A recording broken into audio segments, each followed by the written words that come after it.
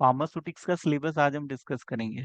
ठीक है। किसी भी सब्जेक्ट को पढ़ने से पहले उसका सिलेबस समझना कि उस सब्जेक्ट में हमें क्या पढ़ना है बहुत जरूरी है। इससे हमें एक आइडिया लग जाता है। जो टॉपिक हमारे सिलेबस में दिए हुए हैं वही एग्जाम में पूछे जाएंगे। ठीक है। क्योंकि फार्मास्यूटिकल साइंस तो बहुत ज्यादा ह्यूज है, बहुत ज्यादा वास्ट है। फार्मास्यूटिकल साइंस इसमें पीएचडी तक करते हैं लोग। तो फार्मास्यूटिकल साइंस बहुत ह्यूज साइंस है अपने आप में। तो हम सिलेबस को आज ये समझेंगे कि हमें फार्मास्यूटिकल साइंस में क्या पढ़ना है और एग्जाम पॉइंट ऑफ व्यू से कौन सी चीजें रिलेवेंट है जो एग्जाम में फ्रिक्वेंटली पूछी जाती है।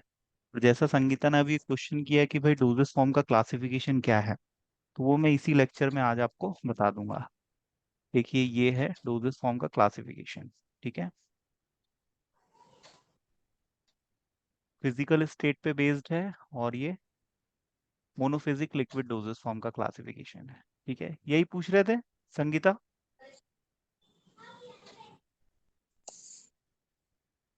हाँ सर। यही पूछ रहे थे ना?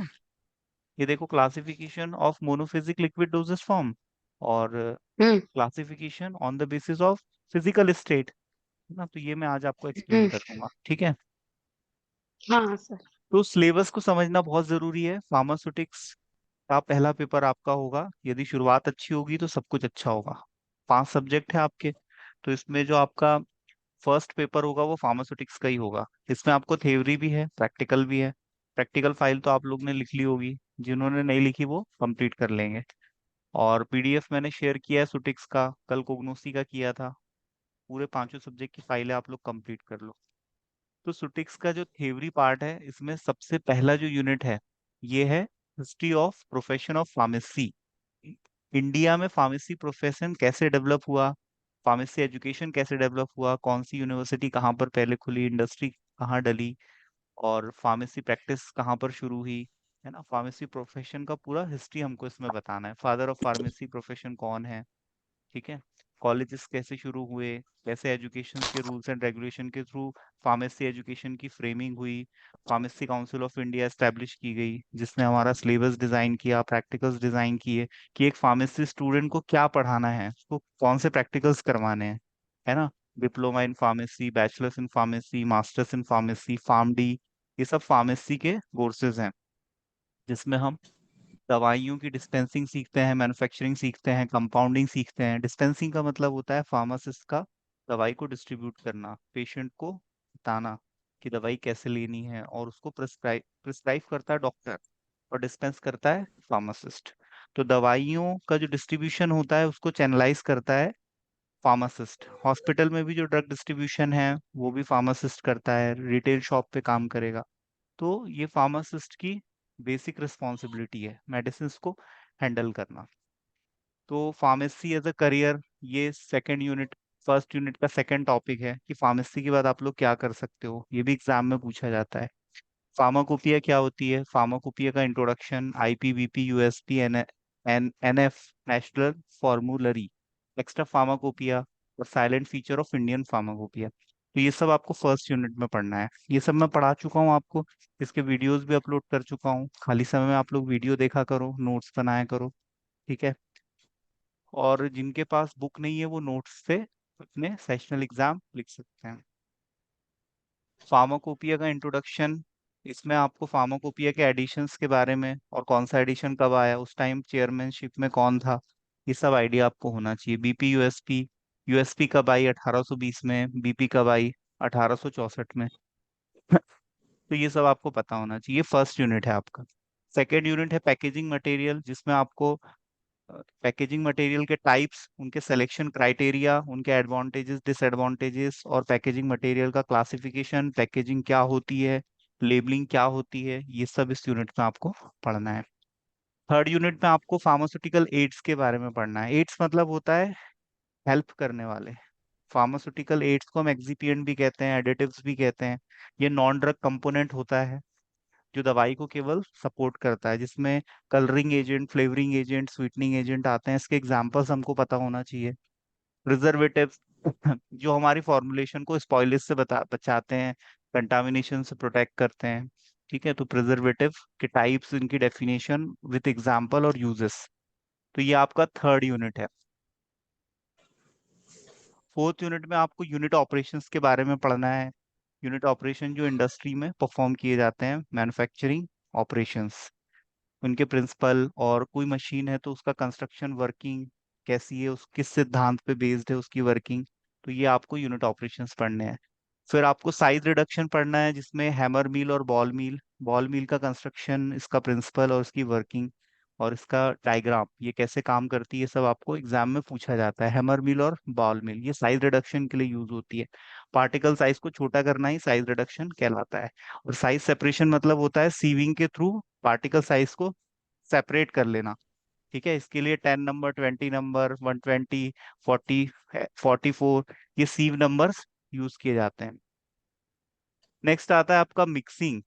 मिक्सिंग में हम double cone cone blender, turbine mixer, triple roller mill, Silverson mixer homogenizer, ये मशीनें यूज करते हैं।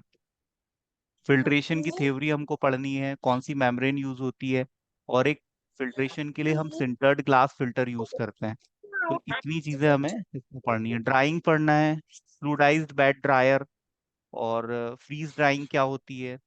एक्सट्रैक्शन पढ़ना है, जिसमें मैंने आपको मेंसुरेशन बताया था, डिस्टिलेशन बताया था, डिकॉक्शन बताया था, ये सारे एक्सट्रैक्शन के ही टाइप्स होते हैं। तो एक्सट्रैक्शन की डेफिनेशन, इसके क्लासिफिकेशन और मेथड्स और उसका एप्लीकेशन। जितने भी हमारे क्रूड ड्रग्स होते हैं, हम उसको एक्सट्रैक्शन के थ्रू उसका अर्क निकालते हैं, उससे दवाई को आइसोलेट करते हैं। टैबलेट्स के बारे में पढ़ना है, कोटेड टैबलेट क्या होती है, अनकोटेड टैबलेट क्या होती है, और टैबलेट में हम एक्सटेंडेड रिलीज टेक्नोलॉजी क्या होती है, fast dissolving tablet, sustained release tablet है ना, delayed release, double layer tablet, ये सब क्या होती है, ये हमें टैबलेट में पढ़ना है। टैबलेट के फायदे क्या है, नुकसान क्या है। ऐसा ही हमें कैप्सूल्स के बारे में भी पढ़ना है। हार्ड जिलेटिन और सॉफ्ट जिलेटिन कैप्सूल में डिफरेंस पूछा जाता है, ये तो शायद मैंने अभी 1-2 दिन पहले ही पढ़ाया था। क्या होता है हार्ड जिलेटिन और सॉफ्ट जिलेटिन कैप्सूल में डिफरेंस, कोई बताएगा आप में से? Hmm. Liquid soft soft gelatin capsule का एग्जांपल आयरन है कॉड छत लिवर ऑयल, विटामिन ए और विटामिन डी के जो कैप्सूल्स आते हैं। और हार्ड जिलेटिन का एग्जांपल है एमोक्सिसिलिन का कैप्सूल, जिसमें कैप और बॉडी होता है। ठीक है, कैप्सूल के एडवांटेज डिसएडवांटेज ये शायद मैंने आपको अभी कल परसों ही पढ़ाए थे। लिक्विड ओरल प्रिपरेशन, इसमें सॉल्यूशन पढ़ना है, एलिक्सर और syrup, emulsion, suspension, dry powder for reconstitution. Topical preparation जो कि स्किन पे अप्लाई की जाती है, यदि इन्फेक्शन हो गया है, कट गया है, छिल गया है, जिसमें ऑइंटमेंट, क्रीम्स आते हैं, पेस्ट आते हैं, जेल्स, लिनीमेंट्स, लोशन, सपोजिटरीज और पेस्ट्रीज। तो ये आपके टॉपिकल प्रिपरेशंस में हमें पढ़ना है। नेजल प्रिपरेशन और ईयर प्रिपरेशन, मतलब नेजल और ईयर कैविटी में यदि कोई प्रॉब्लम है, कोई इन्फेक्शन है, वहाँ का कोई डिसीज डिसऑर्डर है, तो उसके लिए हम नेजल और ईयर प्रिपरेशन यूज करते हैं। हमारी बॉडी में कैविटीज होती हैं, जैसे आई कैविटी है, नेजल कैविटी है, रेक्टल कैविटी है, वेजिनल कैविटी है, ईयर कैविटी है। तो ये सारी कैविटीज क्या है, इन्फेक्शन के लिए काफी प्रोन होती हैं, क्योंकि यहाँ पर प्रॉपर यदि सफाई ना रखी जाए, जैसे कान में सफाई ना रखी जाए, कान में यदि गंदा पानी चला जाए, तो वहां पर इन्फेक्शन हो सकता है। तो उसके लिए हम ये आई ड्रॉप्स और ईयर ड्रॉप्स यूज करते हैं। पाउडर्स और ग्रैन्यूल्स हमें पढ़ने हैं, insufflation, dusting powder, effervescent powder और इफरवेसेंट ग्रैन्यूल्स। स्टेराइल फॉर्मुलेशन में हमें इंजेक्टेबल्स पढ़ने हैं, इंजेक्शंस, आई ड्रॉप्स और आई ऑइंटमेंट्स। इम्यूनोलॉजिकल प्रोडक्ट्स कैसे बनते हैं, इनकी मैन्युफैक्चरिंग मेथड हमको पढ़नी है, सेरा, वैक्सीन, टॉक्साइड्स। और जो 6th यूनिट है, इसमें हमको क्वालिटी कंट्रोल, ये मैंने अभी कल परसों ही पढ़ाया था आपको, क्वालिटी कंट्रोल और क्वालिटी एश्योरेंस क्या होता है, इसकी डेफिनेशन और इस कॉन्सेप्ट को क्यों इंट्रोड्यूस किया गया है, और गुड मैन्युफैक्चरिंग प्रैक्टिसेस क्या होती है, और दवाई की कंपनी का लेआउट, उसके सेक्शंस, वहाँ पर किस तरह की एक्टिविटीज होती हैं मैन्युफैक्चरिंग प्लांट में, ये सब पढ़ना है। और वैलिडेशन और कैलिब्रेशन क्या होता है, ये मैंने आपको कल ही पढ़ाया था। क्या होता है बताओ, कैलिब्रेशन? दरवाजा बंद कर। कैलिब्रेशन क्या होता है भाई? Derivation is accurate shifting हाँ, एक्यूरेसी है ना, प्रिसीजन, accuracy. एक्यूरेसी। ठीक है। और Decimal measuring novel drug instrument delivery system, novel drug delivery system एक एडवांस्ड, एक अत्याधुनिक तकनीक है, जिसके माध्यम से हमारे शरीर में दवाई को पहुंचाया जाता है। ठीक है। इसमें आपका प्रोड्रग आता है, मल्टीपल इमल्शंस आते हैं, water oil in water, oil water in oil, इस टाइप के इमल्शंस आते हैं, और इम्प्लांट्स आते हैं, और इंसुलिन के पैचेस आते हैं। तो ये नोबल ड्रग डिलीवरी सिस्टम है। लिपोसोम्स आते हैं। तो ये आपकी 7 यूनिट्स है फार्मास्यूटिक्स में। ठीक है। फार्मास्यूटिक्स का आपका पहला ही एग्जाम होता है। आप इस सब्जेक्ट की तैयारी कीजिए, नोट्स तो है आपके पास, है ना। जैसे ही आप लोग सेशनल कंप्लीट हो जाते हैं, प्रैक्टिकल फाइल्स आपकी कंप्लीट हो जाती है, तो उसके बाद आप तैयारी में लग जाइएगा। प्रोबेबली आपके अप्रैल फर्स्ट वीक में एग्जाम हो सकते हैं फर्स्ट ईयर के। तो उस हिसाब से आप लोग तैयारी कीजिएगा। समय बहुत कम है, सिलेबस बहुत ज़्यादा लेंदी है। ठीक है। इसमें से काफ़ी कुछ मैं आपको पढ़ा चुका हूँ। ठीक है। और जो छूट गया है वो हम आगे कंटिन्यू करेंगे। तो फार्मास्यूटिकल टेक्नोलॉजी में फार्मास्यूटिक साइंस की ऐसी ब्रांच होती है जिसमें हम फॉर्मुलेशन को डेवलप करते हैं, ड्रग का डोजेस फॉर्म बनाते हैं, की कंपाउंडिंग सीखते हैं, और ड्रग की डिस्पेंसिंग। कंपाउंडिंग मतलब होता है ड्रग को कॉम्बिनेशन में बनाना। जैसे आपका पेंटोप डीएसआर, पेंटोप्राजोल और डोमपेराडोन के कॉम्बिनेशन से, कंपाउंडिंग से हमने एक ड्रग बना लिया। फार्मासिस्ट का काम होता है डिस्पेंसिंग, मतलब ड्रग को डिस्ट्रीब्यूट करना मेडिकल स्टोर और हॉस्पिटल में। और वहीं पर इंडस्ट्रियल फार्मासिस्ट क्या करेगा? दवाई की मैन्युफैक्चरिंग करेगा, प्लांट में, फैक्ट्री में दवाई बनाएगा। और आपका आयुर्वेदिक फार्मासिस्ट होता है, होम्योपैथिक फार्मासिस्ट होता है, एलोपैथिक फार्मासिस्ट होता है। रिटेल रिटेल पे ड्रग डिस्ट्रीब्यूशन फार्मासिस्ट करता है ना। क्लिनिकल फार्मासिस्ट होता है जो कि डॉक्टर का असिस्टेंट होता है, डॉक्टर के साथ काम करता और आपका एकेडमिक फार्मासिस्ट होता है जो टीचिंग का काम करता है ना। तो ये फार्मासिस्ट डिफरेंट डिफरेंट टाइप्स के होते हैं और इन सबकी अपनी जिम्मेदारी होती है। और एनालिसिस भी करता है फार्मासिस्ट, ड्रग एनालिस्ट होता है, ड्रग इंस्पेक्टर, है ना। ड्रग इंस्पेक्टर भी बनता है, जहां पर भी दवाई की कंपनियां उसको इंस्पेक्ट करेगा, कहीं कोई इलीगल काम नहीं होना चाहिए। दवाइयाँ लीगली बनाई जाती हैं। ठीक है। और दवाइयों की क्वालिटी भी अच्छी होनी चाहिए। ऐसा ना हो कि कंपनी अपने मोटे मुनाफे के लिए कस्टमर को चीट करे। तो इस चीज को इंश्योर ड्रग इंस्पेक्टर करता है। ये आपको नेक्स्ट ईयर में पढ़ना भी है कि ड्रग इंस्पेक्टर क्या होता है। डोजेस फॉर्म आपको पता ही है। जो ड्रग है वो ओरिजिनल प्योर स्टेट में एडमिनिस्टर नहीं की जाती, उसको फॉर्मुलेशन के थ्रू बॉडी में इंसर्ट किया जाता है, तो हम उसको डोजेस फॉर्म बनाते हैं। जैसे कोई भी मॉलिक्यूल है तो हम उसको सॉलिड, लिक्विड या सेमी सॉलिड उसका डोजेस फॉर्म बनाएंगे, हमारी नीड के हिसाब से, पेशेंट की डिमांड के हिसाब से। और उसी को हम डोजेस फॉर्म कहते हैं। मार्केट में जो ड्रग्स अवेलेबल होती है वो किसी न किसी डोजेस फॉर्म में अवेलेबल होती है। On the basis of physical state, dosage forms are classified into liquid, semi solid, solid and gases. यही आपको सेशनल में क्वेश्चन भी आया था कि आपको क्लासिफिकेशन लिखना है डोजेस फॉर्म का। ठीक है। डोजेस फॉर्म क्या होता है ये मैंने आपको अभी बताया। ठीक है। और ये है डोजेस फॉर्म का क्लासिफिकेशन। ठीक है। On the basis of physical state, मतलब लिक्विड जिसमें आपका एरोमेटिक वाटर आता है, मिक्सचर्स आते हैं, सिरप्स आते हैं, एलिक्सर आता है, लिंकटस आता है, और लोशन आता है, डोचेस आते हैं। डोचेस पता है आपको क्या होता है? डोचेस डोचेस पे शॉर्ट नोट लिखने के लिए आ जाता है। डोचेस लिक्विड डोजेस फॉर्म में ही आता है। ये हमारी बॉडी कैविटी की क्लीनिंग के लिए यूज किया जाता है। इसका एग्जांपल है एनीमा। यदि किसी का पेट का निचला हिस्सा, कोलन, यदि साफ करना हो, या किसी के फिस्चुला या भगंदर या फिशर की बवासीर की सर्जरी करनी हो, तो उसके पहले सफाई की जाती है निचले हिस्से की। तो उसके लिए एनीमा यूज किया जाता है ना। तो बॉडी कैविटी की क्लीनिंग के लिए, यदि किसी फीमेल को वाइट डिस्चार्ज की प्रॉब्लम है, वेजिनल इन्फेक्शन हो गया है, तो वहां पर भी डोचेस यूज किए जाते हैं।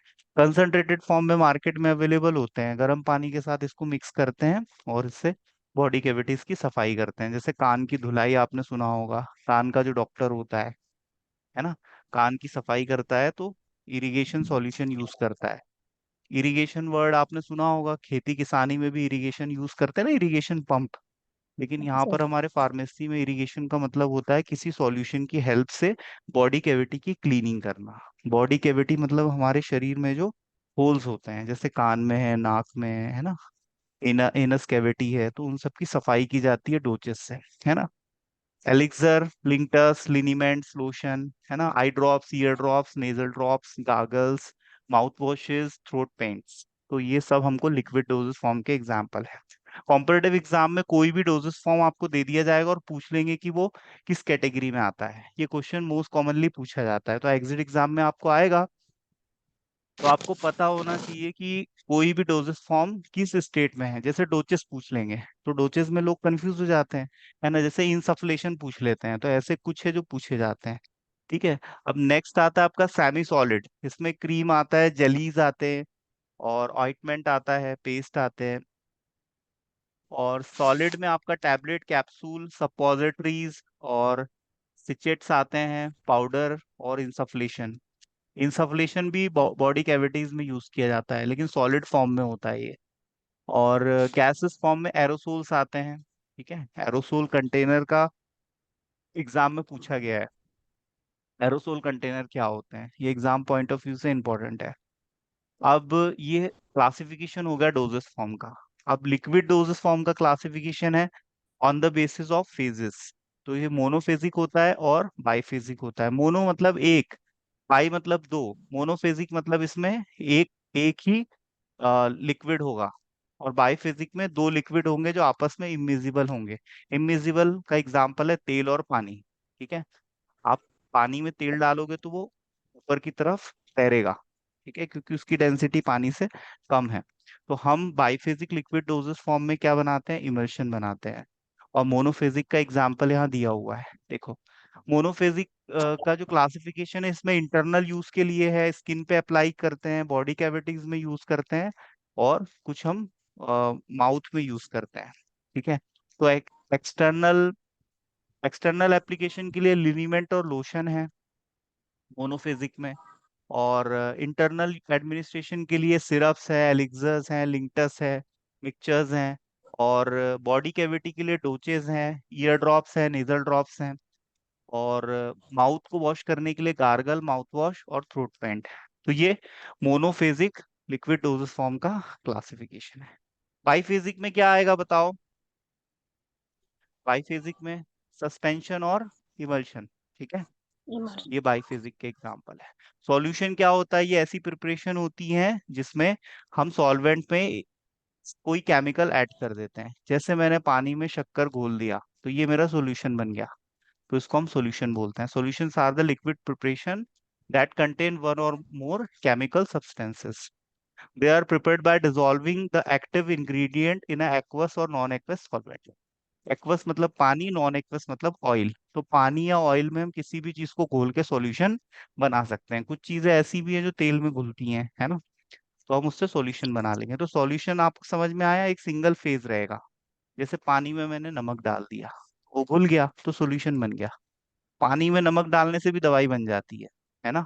यदि हम पानी में नमक डाल के हमारे हाथ पैरों की अच्छे से सफाई करें तो ज्यादा बेहतर सफाई होती है, क्योंकि NaCl में भी एंटी माइक्रोबियल इफेक्ट होता है। इसलिए कुछ लोग आपने देखा होगा पानी में नमक डाल के अपने पैरों की उंगलियों की जो सीड़ होती है उसको साफ कर लेते हैं, क्योंकि वहां पर भी गंदगी जम जाती है। तो नमक भी एक दवाई की तरह काम करता है। NaCl सॉल्ट है, बहुत ज्यादा यूज होता है।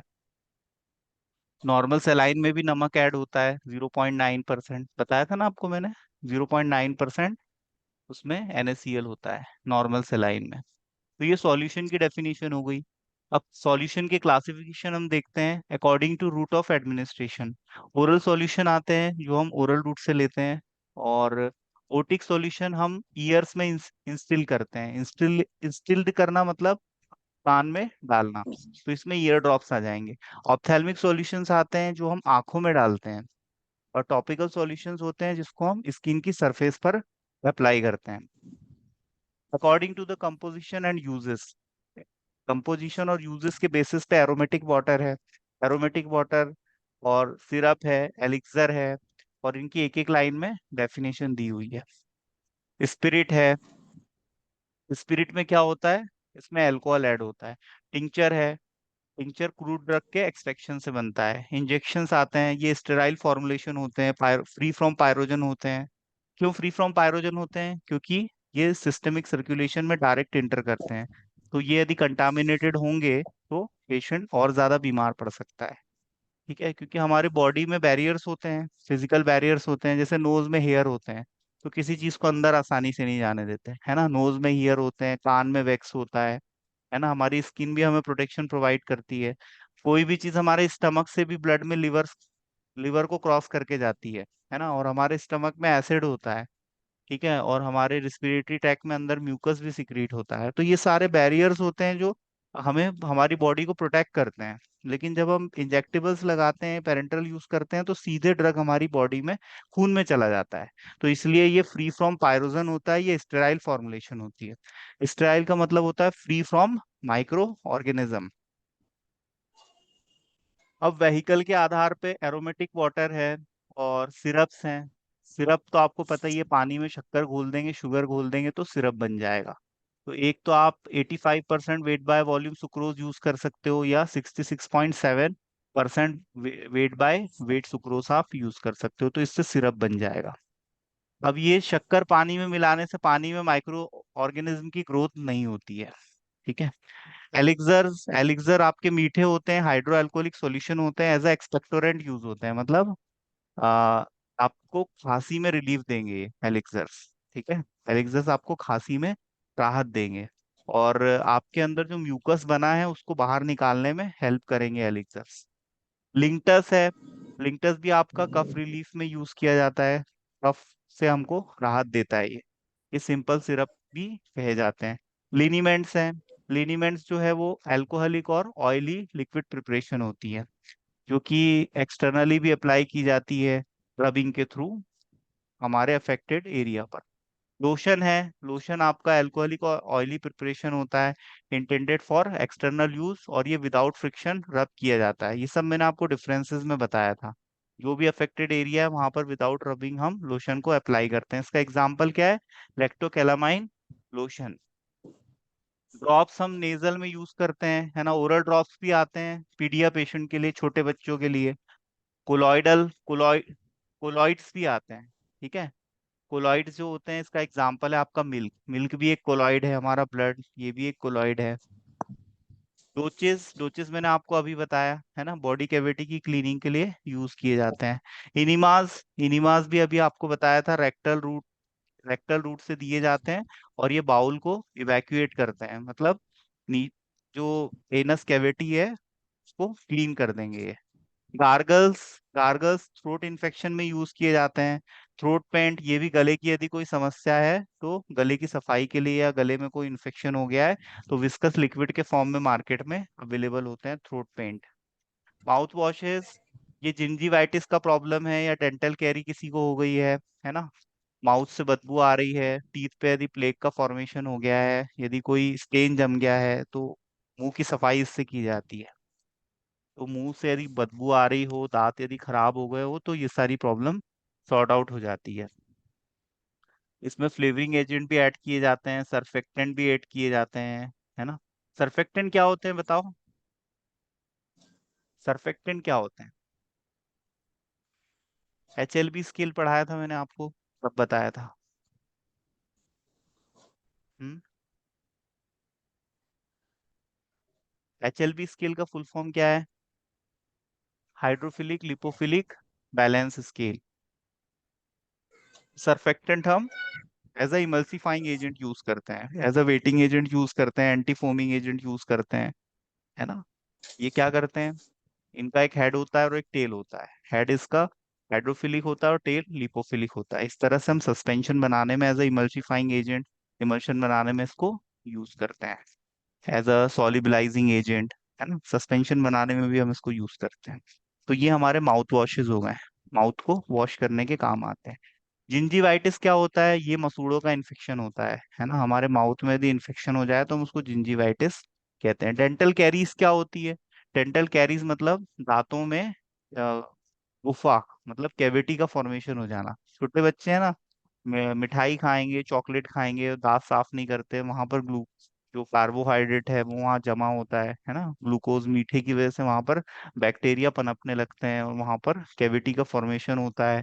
फिर वहाँ इन्फेक्शन हो जाता है, और वो अंदर की तरफ दांतों को सड़ाती है और दांत पोले हो जाते हैं, है ना। तो इसी को हम बोलते हैं डेंटल कैरीज। तो माउथ वॉशेस तो आपने यूज किए ही होंगे, माउथ की सफाई के लिए यूज किए जाते हैं। स्पिरिट्स क्या होते हैं? स्पिरिट जैसे डॉक्टर स्पिरिट आपने देखा होगा, जहां पर भी इंजेक्शन लगता है वहां पर सफाई की जाती है ना, स्पिरिट से, अल्कोहल से, है ना, सफाई करते हैं उसके बाद इंजेक्शन लगाते हैं। तो ये अल्कोहलिक प्रिपरेशन होती है। हाइड्रो अल्कोहलिक प्रिपरेशन होती है। हाइड्रो अल्कोहलिक का मतलब पानी और अल्कोहल को मिक्स करने से बनती है, और ये वोलेटाइल नेचर की होती है। आती है ना खुशबू? कभी इंजेक्शन लगा होगा तो इंजेक्शन लगाने से पहले कपास में एक लिक्विड से सफाई होती है, जहां पर इस तरह इंजेक्शन से। लगता है ना, और उसकी खुशबू आपने सूंघी होगी, आती है ना उसकी। हाँ वॉलेटाइल सर। सब्सटेंस क्या होते हैं, जो रूम टेम्परेचर पे इवापोरेट होके स्मेल को स्प्रेड करते हैं, फ्रेग्रेंस को, है ना। आती है इंजेक्शन लगाने के बाद खुशबू, यस वहां सर। पर वही होते हैं आपके स्पिरिट्स। टिंचर क्या होते हैं? टिंचर आपकी एल्कोहलिक प्रिपरेशन होती है, ठीक है, जिसमें एक्टिव प्रिंसिपल हमारे वेजिटेबल फ्रूट ड्रग्स से आते हैं। मतलब ये जो होम्योपैथिक प्रिपरेशंस आती है ना, मदर होम्योपैथिक टिंचर्स, के है ना। मदर होम्योपैथी में टिंचर्स। आपने टिंचर वर्ड सुना होगा। तो जो हाँ vegetable mother fruit tincture. Drugs रहते हैं, उनसे अल्कोहल के थ्रू उनका एक्सट्रैक्शन कर लिया जाता है, तो उसमें एक्टिव प्रिंसिपल आ जाता है।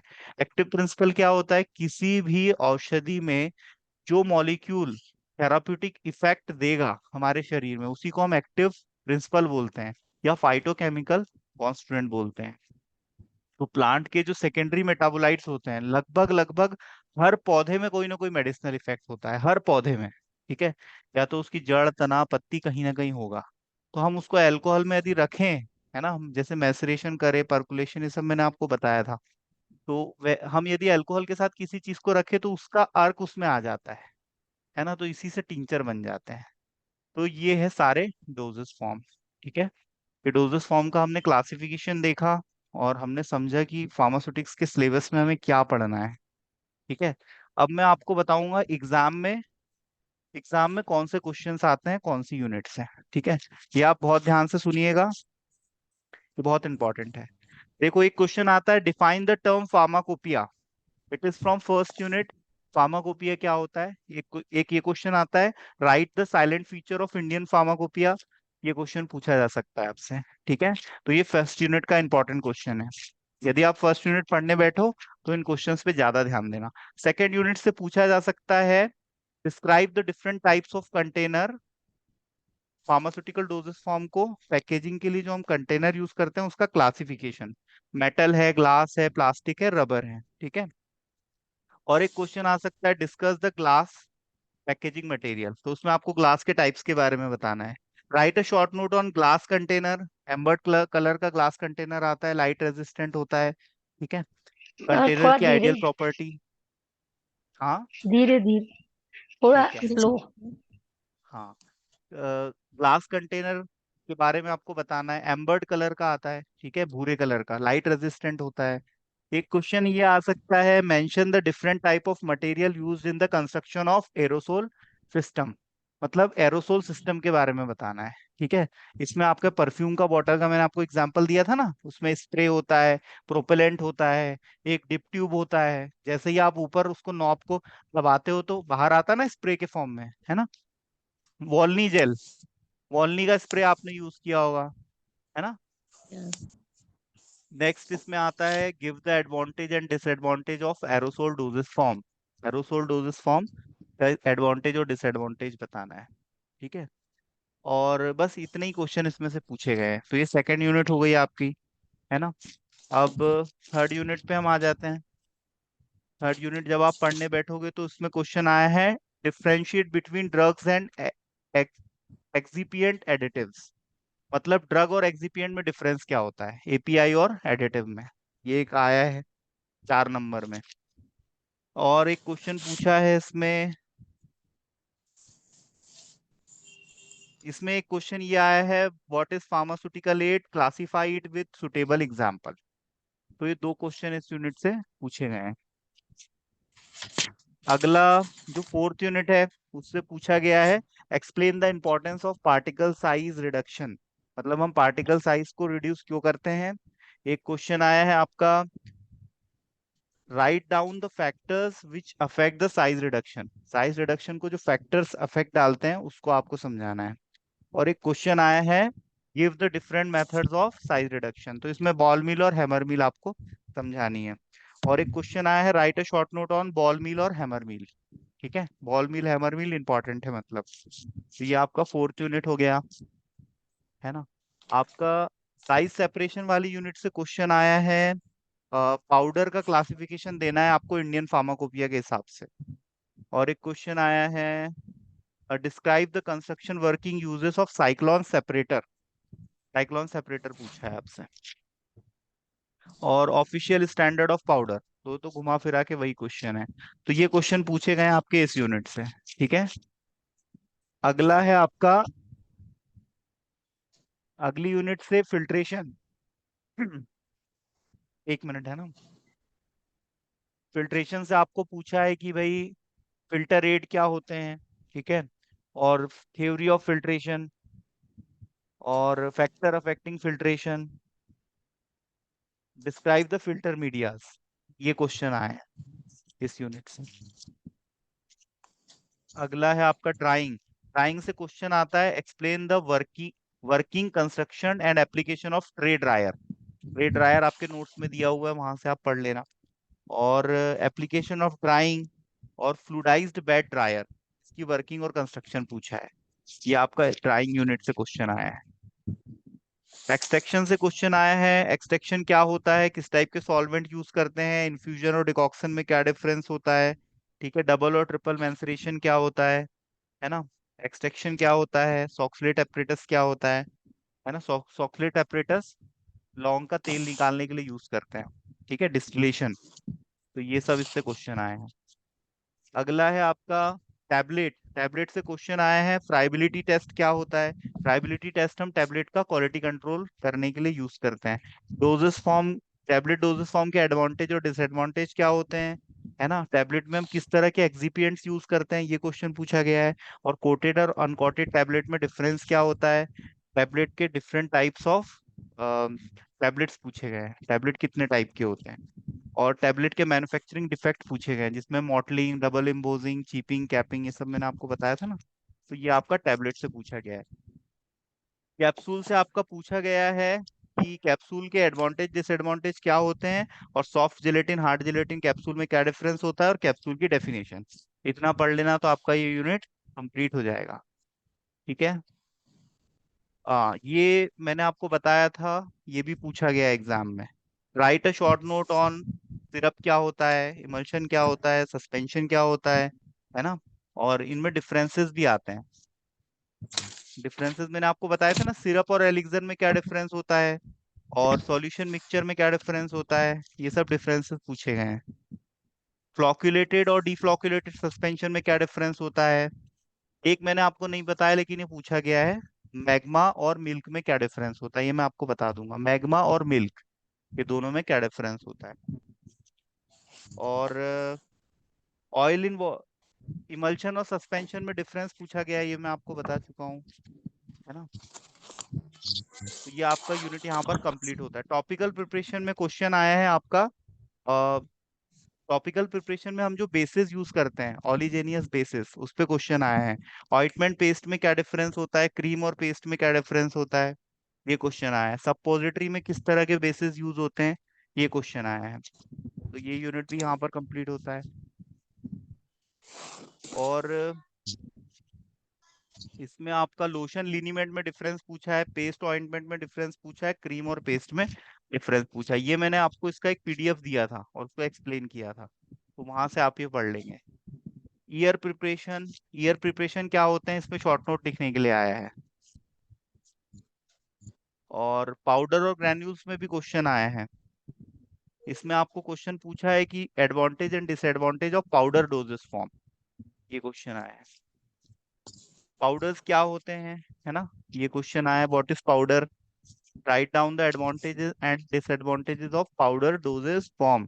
स्टेराइल फॉर्मुलेशन बहुत इंपॉर्टेंट है, इसमें से क्वेश्चन आया है कि पेरेंटल फॉर्मुलेशन क्या होते हैं, इसके क्या फायदे होते हैं इंजेक्शन लगाने के। पायरोजन टेस्टिंग क्या होती है, पेरेंटल का क्वालिटी कंट्रोल टेस्ट आया है, जिसमें क्लैरिटी टेस्ट और लीक टेस्ट आता है।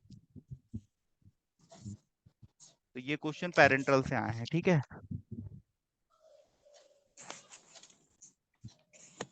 इम्यूनोलॉजिकल प्रोडक्ट्स में क्वेश्चन आया है, इम्यूनिटी क्या होती है और इम्यूनिटी को कौन से फैक्टर्स इफेक्ट डालते हैं, और इम्यूनिटी का क्लासिफिकेशन विथ एग्जांपल्स। ये क्वेश्चन आए हैं, ये आप लोग कर लोगे। और ये मैंने यूनिट नहीं पढ़ाया बेटा, ये यूनिट आपको मैं पढ़ा दूंगा, ठीक है, इम्यूनोलॉजिकल प्रोडक्ट्स। और अगली यूनिट है आपकी क्वालिटी कंट्रोल क्वालिटी एश्योरेंस। ये तो अब भी पढ़ाई थी और इसके इंपॉर्टेंट क्वेश्चंस भी मैंने आपको बताए थे। और लास्ट यूनिट है आपका एनडीडीएस। तो यहाँ पर फार्मास्यूटिक्स का सिलेबस आज हमने समझा, है ना। चलो कल कल हम आगे कंटिन्यू करेंगे। आज मैं केमिस्ट्री पढ़ाने वाला था, नहीं पढ़ाई, कल पढ़ाऊंगा केमिस्ट्री, ठीक है। फार्मास्यूटिक्स का एक अंदाजा लग गया बेटा, क्या पढ़ना है, कौन सी चीजें एग्जाम पॉइंट ऑफ व्यू से इंपॉर्टेंट है, ठीक है। चलो कल